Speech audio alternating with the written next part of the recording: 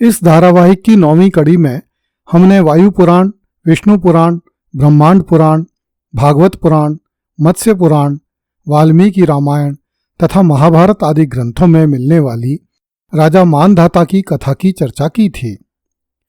राजा मानधाता त्रेता युग का पहला राजा था जो इक्ष्वाकु कुल में उत्पन्न हुआ था। उसका वध लवणासुर नामक एक असुर ने भगवान शिव के दिव्य त्रिशूल की सहायता से छल पूर्वक किया था। इक्ष्वाकु वंशी राजकुमार श्री राम ने राक्षसों के राजा रावण का वध करके अपने पूर्वज राजा अनरण्य की हत्या का बदला लिया था। जब राम लंका से पुनः अयोध्या लौट आए तब राम के सबसे छोटे भाई शत्रुघ्न ने लवणासुर का वध करके अपने पूर्वज मानधाता की हत्या का बदला लिया। वाल्मीकि रामायण सहित अनेक ग्रंथों में इस कथा का वर्णन मिलता है।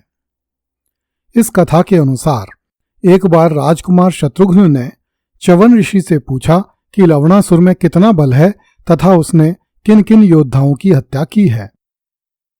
इस पर च्यवन ऋषि ने राजकुमार शत्रुघ्न को बताया कि तुम्हारे पूर्वज राजा मानधाता ने प्रतिज्ञा की थी कि मैं इंद्र का आधा सिंहासन और उसका आधा राज्य प्राप्त करूंगा। जब राजा मानधाता ने देवलोक पर आक्रमण किया तो देवराज इंद्र ने उससे कहा कि अभी तो तुम पूरी धरती के भी राजा नहीं हुए हो, अभी तो मधुवन का राजा लवणासुर तुम्हारा आदेश नहीं मानता, पहले उस पर विजय प्राप्त करो तब स्वर्ग पर आक्रमण करना। देवराज इंद्र को यह पता था कि लवणासुर के पास भगवान शिव का दिया हुआ एक दिव्य त्रिशूल है जिसके कारण वह अजेय है, किंतु राजा मानधाता उस त्रिशूल के बारे में नहीं जानता था। इसलिए जब राजा मानधाता ने अपनी सेना को साथ लेकर लवणासुर पर आक्रमण किया तो लवणासुर ने उसी दिव्य त्रिशूल से राजा मानधाता एवं उसकी सेना का संहार कर दिया। इस प्रकार इंद्र ने चालाकी से काम लेकर राजा मानधाता को नष्ट करवा दिया। च्यवन ऋषि ने कहा, हे शत्रुघ्न, लवणासुर अत्यंत शक्तिशाली है, समस्त देवता उससे भयभीत रहते हैं। अतः यदि आप उसका वध कर दें तो यह देवताओं की बहुत बड़ी सहायता होगी। लवणासुर के वध से समस्त लोकों का कल्याण होगा। लवणासुर प्रतिदिन नींद से जागकर अपने भोजन के लिए मांस का संग्रह करने के लिए निकलता है। उस समय वह दिव्य त्रिशूल उसके हाथ में नहीं होता। यदि आप उस समय उस पर आक्रमण करें तो आपको निश्चय ही सफलता मिल सकती है, किंतु यदि एक बार जब वह त्रिशूल उठा लेता है तो फिर उसे कोई नहीं मार सकता। महर्षि च्यवन की बात सुनकर शत्रुहंता शत्रुघ्न ने लवणासुर का वध करने का निश्चय किया और वे यमुना नदी को पार करके मधुपुरी के द्वार पर जाकर खड़े हो गए। उस समय तक लवणासुर मांस संग्रह करने के लिए नगर से बाहर निकलकर जंगल में जा चुका था। अतः राजकुमार शत्रुघ्न वहीं खड़े होकर उसके लौटने की प्रतीक्षा करने लगे।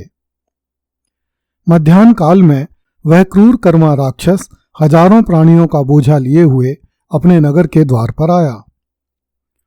उसने इक्ष्वाकु राजकुमार शत्रुघ्न को अस्त्र शस्त्र लिए वहां खड़े हुए देखा। उन्हें देखते ही वह राक्षस अत्यंत क्रोधित हुआ। उसने कहा, हे नराधम, इन छोटे से हथियारों से तू मेरा क्या बिगाड़ लेगा? मैं तेरे जैसे हजारों अस्त्र शस्त्रधारी मनुष्यों को रोष में भरकर खा चुका हूं। जान पड़ता है कि काल तेरे सिर पर नाच रहा है। अच्छा हुआ कि तू इस समय मुझे मिल गया, क्योंकि मेरा आज का आहार पूरा नहीं हुआ है। तू स्वयं ही मेरे मुंह में आ पड़ा। वाल्मीकि रामायण में लिखा है कि लवणासुर अपनी बात कहते हुए बार बार हंस रहा था, जबकि शत्रुघ्न जी को उसकी बातें सुनकर इतना क्रोध आ रहा था कि उनके नेत्रों से आंसू टपकने लगे। रोष से कांपते हुए शत्रुघ्न ने लवणासुर से कहा, दुष्ट दुर्बुद्धि, मैं तेरे साथ द्वंद्व युद्ध करना चाहता हूं। मैं महाराज दशरथ का पुत्र और परम बुद्धिमान राजा श्री राम का भाई हूं। तू समस्त प्राणियों का शत्रु है, इसलिए मैं तेरा वध करने के लिए यहां आया हूं।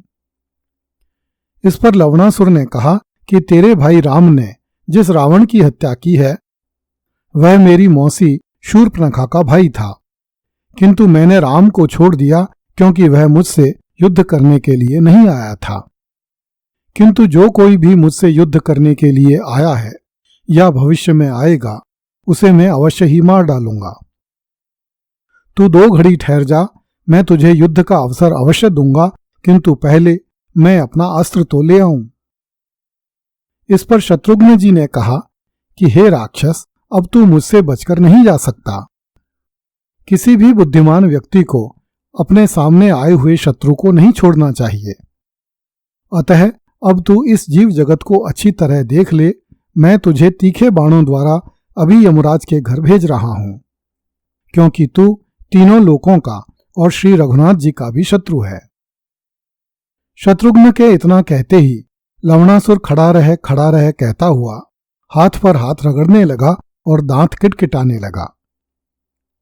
शत्रुघ्न ने कहा, जैसे देवताओं ने रावण को धराशायी हुए देखा था, उसी तरह सभी विद्वान ब्राह्मण और ऋषिगण आज मेरे द्वारा मारे जा रहे दुराचारी लवणासुर को भी देख लें। शस्त्रहीन लवणासुर वृक्षों को उखाड़कर शत्रुघ्न पर फेंकने लगा। शत्रुघ्न ने अपनी ओर आते हुए उन वृक्षों को टुकड़ों में काट दिया। शत्रुघ्न ने लवणासुर पर अपने बाणों की झड़ी लगा दी, किंतु लवणासुर पर उन बाणों का कोई असर नहीं हुआ। इस पर लवणासुर ने एक विशाल वृक्ष उखाड़कर शत्रुघ्न जी के सिर पर दे मारा, जिससे शत्रुघ्न जी मूर्छित हो गए। लवणासुर ने समझा कि शत्रुघ्न जी मर गए। इस पर वह धरती पर झुककर उन पशुओं को एकत्रित करने लगा जिन्हें वह जंगल से मारकर लाया था। 2 घड़ी में ही शत्रुघ्न की चेतना पुनः लौट आई। उन्होंने भगवान विष्णु का तेजोमय सनातन बाण हाथ में लिया।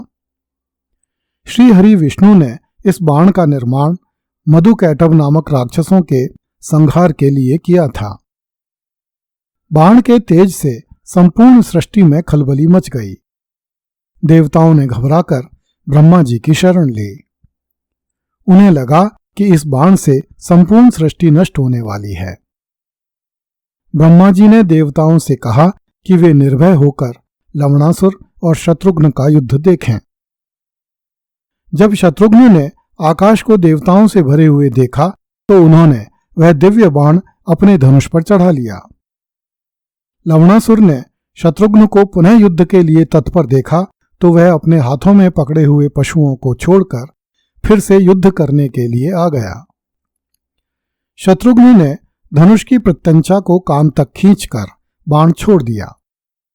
वह दिव्य बाण लवणासुर का वक्ष स्थल भेद कर रसातल में चला गया और वहां से पुनः शत्रुघ्न जी के पास लौट आया। वक्ष स्थल भेद दिए जाने से लवणासुर धरती पर गिर गया और भगवान शिव का दिव्य त्रिशूल भगवान शिव के पास लौट गया। देवताओं, अप्सराओं, गंधर्वों, ब्राह्मणों एवं ऋषियों ने इक्ष्वाकु राजकुमार शत्रुघ्न की प्रशंसा की। इस प्रकार राम ने अपने पूर्वज अनरण्य के हत्यारे रावण को और शत्रुघ्न ने अपने पूर्वज मांधाता के हत्यारे लवणासुर को मार दिया। दशरथ के पुत्रों की कथा के साथ ही इक्ष्वाकु वंशी राजाओं की श्रेष्ठ परंपरा अपने चरम पर पहुंच जाती है। इसी के साथ इक्ष्वाकु राजाओं पर हमारा यह वीडियो धारावाहिक पूर्णाहुति को प्राप्त होता है। अगला धारावाहिक पुरुवंशी राजाओं की कथाओं पर केंद्रित होगा। अगली वीडियो में देखिए, भरत मुनि ने उर्वशी को श्राप देकर धरती पर भेज दिया।